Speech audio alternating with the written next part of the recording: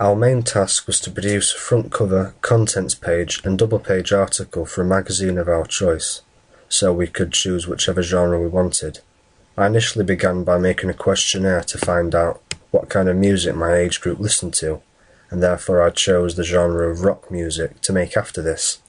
From the questionnaire, I found out that a lot of people my age preferred a lot of images to text, so therefore I also remembered that I had to incorporate a good ratio of text to images. I also learned that people would be willing to spend a lot of money on a magazine that comes out every single month, so this influenced me into making a magazine which would be a monthly edition. Following on from this, I looked into the sorts of conventions and features of rock music magazines and looked into the ways in which they presented these articles so that I had an idea of how to base my own work. From that I learnt that a lot of front covers used hard fonts, a lot of images and a variety of artists in the contents pages, which again changed the way in which I perceived the work. From research into the magazines, I saw that they often used a very strong and simple house style. For example, Q magazine would use the colour red in its logo throughout the magazine, which would be easy for the reader of the magazine to spot and notice. Therefore, I realised that the layout would have to be very simple, and the same sorts of colours in texts and with the images would have to be used as well. After analysing all these conventions and features, I began to plan my own work based on this and make draft articles. As I also created a mood board, and this would help me in my own creation of draft articles because I could see the various fonts which would and wouldn't work. I also looked into publishers and certain distributors such as Bauer or IPC, and I found that IPC Media would be the best distributor for my own magazine because it's aimed at a very specific market. Knowing which genre I was trying to make a magazine for, I had to come up with a title for my magazine, and I initially thought of it being called Fully Distorted because this would reflect the rock music that the people were going to be listening to. Following on from that, I made a proposal of the types of images I would be making, and this helped me later on when it came to planning, shooting the images, and when it came to creating the house style as well. My magazine would be aimed at the ages of 16 to 30, which is what I looked at from my original research, and also that my magazine would be made every month and for a price of around £2 or £3. Therefore, my house style would have to be of a high quality,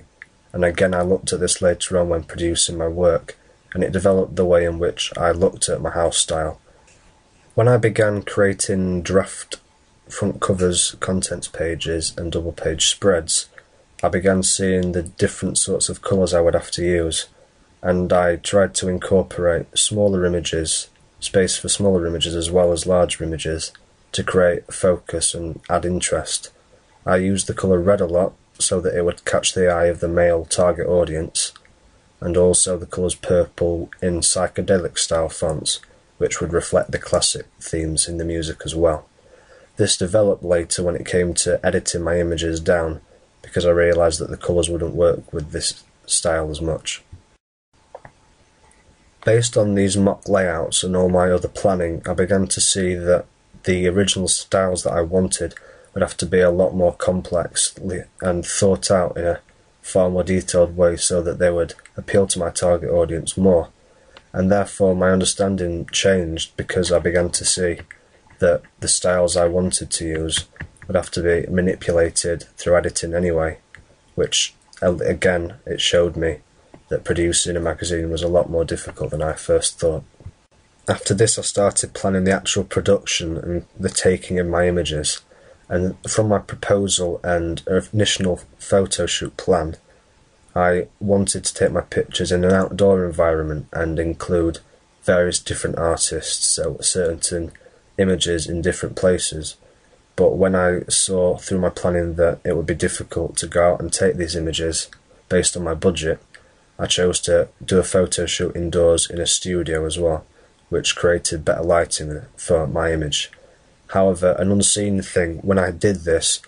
created a green tinge to all my actors and models, which I had to change in the editing process later because we used a green screen to take the images. But this showed how the initial ideas I had, again, developed so that they'd be more professional to my audience.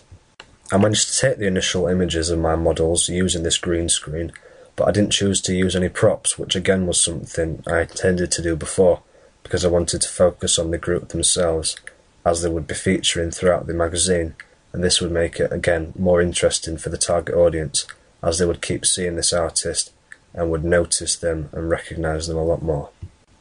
The next step in creating the magazine became a lot more complex, as I noticed, because I began editing the images that I wanted to suit the magazine before creating the layouts once more.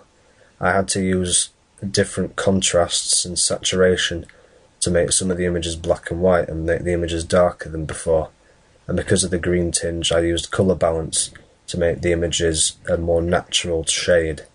This showed me the different technologies that were to be used in making a magazine. I initially used a lot of similar features and techniques that I used in my mock layouts, so I used the colours red and purple as well as very hard-edged sans serif fonts so that they would catch the target audience's eye and attract them. But however, I found that this later on was a bit of a very blatant way of attracting the target audience, and so I started to use drop shadows and glows on my text to make them seem a lot more professional and subtle. After using all these techniques, I brought in an audience of people my age to look at my work, and in an audience test I found out some of the faults and the problems that I had with my magazine, and this helped me recognise what I had to change to suit the target audience more. From what they said, the main problem laid in my house style, and so I chose to change the colours of red and purple and make it a lot more simple by using blacks and whites and greys, which I was using through my image anyway, but this made the magazine seem a lot more professional because it was incorporating one colour a lot more, and this would again develop my own work when I went back to editing my images. This brought the production of my magazine to an end, as I had fully developed my understanding and my knowledge of the different conventions had changed because I'd experimented with them as I went along, and I came to the final decisions about what I was doing based on the feedback I'd got from my audience. This meant that I went back to my original images